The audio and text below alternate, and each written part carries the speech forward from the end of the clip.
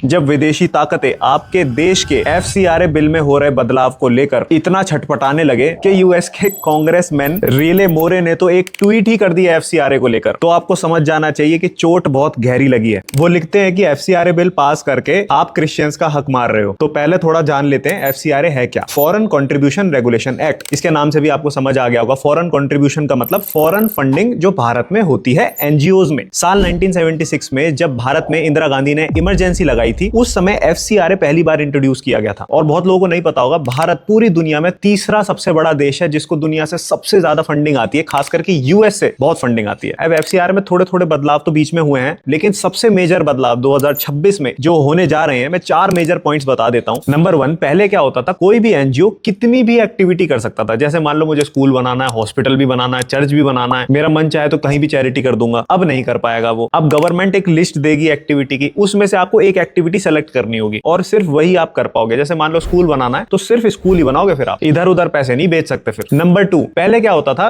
किसी एनजीओ में कोई फंड आया तो वो एनजीओ पूरे इंडिया में कहीं पर भी वो पैसा भेज सकता था, कोई रिस्ट्रिक्शन नहीं था। लेकिन अब आप जिस स्टेट में हो उसी स्टेट में वो पैसा इस्तेमाल कर सकते हो। अगर दूसरे स्टेट में पैसा भेजना है तो दोबारा आपको रजिस्टर करना पड़ेगा। नंबर 3, जो कि सबसे इंपॉर्टेंट पॉइंट है, कि पहले क्या होता था, कोई एनजीओ कोई भी एक्टिविटी करता था, उसका कोई रिकॉर्ड नहीं होता था, उसका कहीं रजिस्ट्रेशन भी नहीं होता था। अब से क्या होगा कि अगर कोई एनजीओ वो जिस भी धर्म में अपनी आस्था रखता है, अब उनके वेलफेयर के लिए फंड इस्तेमाल कर सकता है, सरकार उसमें इंटरफेयर नहीं करेगी। लेकिन रिलीजियस कन्वर्जन के लिए पैसा यूज नहीं कर सकते। आ गया ना असली मुद्दा। नंबर 4, पहले किसी एनजीओ को अपना एफसीआरए सर्टिफिकेट रिन्यू कराना होता था तो कोई कंडीशन नहीं थी, 6 महीने का टाइम होता था, आप 6 महीने के अंदर रिन्यू करा सकते हो। बट अब जो नया लॉ आने वाला है उसके अकॉर्डिंग आप जब रिन्यू कराने जाओगे तो आपको ना पिछले 2 साल का रिकॉर्ड दिखाना पड़ेगा कि आपने 10 लाख रुपए मिनिमम जो भी वेलफेयर करा है, भला किया है, खर्च किए हैं कि नहीं किए, मिनिमम 10 लाख रुपए। अगर नहीं किए होंगे तो भैया एफसीआरए सर्टिफिकेट रिन्यू नहीं होगा। अब ये लोग अमित शाह का रेजिग्नेशन क्यों मांग रहे हैं? पूरे वर्ल्ड में अलग अलग जगह सोचिए एफसीआरए के लिए प्रोटेस्ट चल रहे हैं। उसका रीजन है कि जो होम मिनिस्ट्री है, जितनी भी फॉरेन फंडिंग आती है, उसका हर एक डेटा, उसका रेगुलेशन, सारी पावर होम मिनिस्ट्री के पास होती है। इसीलिए आपने देखा होगा 18 जून को सर्गियो गौर, जो इंडिया में यूएस के एम्बेसडर हैं, वो सीधा अमित शाह जी से मिलने गए थे। अरे अभी पूरे चर्च के फादर्स अमित शाह जी से मिलने चले गए एफसीआरए के लिए। और मैं आपको एक लिस्ट दिखा रहा हूं, भारत के आज तक के जितने भी होम मिनिस्टर्स रहे उनकी आप सबके नाम पढ़िएगा। एक नाम उसमें सबसे अलग मिलेगा, मुफ्ती मोहम्मद सैयद। 1989 में वो होम मिनिस्टर बने थे। और आप गूगल करिएगा 1990 में कश्मीर में क्या हुआ था। इतनी पावर होती है होम मिनिस्ट्री के पास, इसीलिए इनको अमित शाह का इस्तीफा चाहिए।